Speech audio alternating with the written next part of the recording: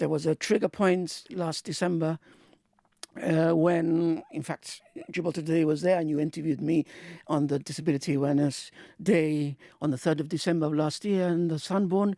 And it was organised by a government, and there were different panels, and was a member of the council who was invited to speak in a panel of access. And within that conversation, the person said that legislation is not important and all we need is common sense.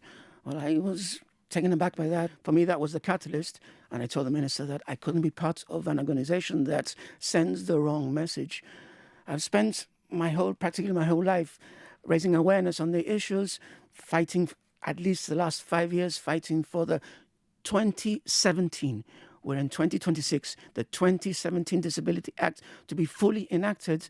There are 2 sections there that have not been enacted since then. And for somebody to say legislation is not important in this forum, I simply cannot be part of that. People might think, que pesado, here we are again talking about ramps. It's not about ramps. It's about how the community sees people with disabilities. It's about providing signage, providing accessible toilets, providing parking spaces, providing access to buildings, to the workplace, to shopping, to everywhere. It's actually the community bringing in this section of the community that is being left out and it's today being left behind.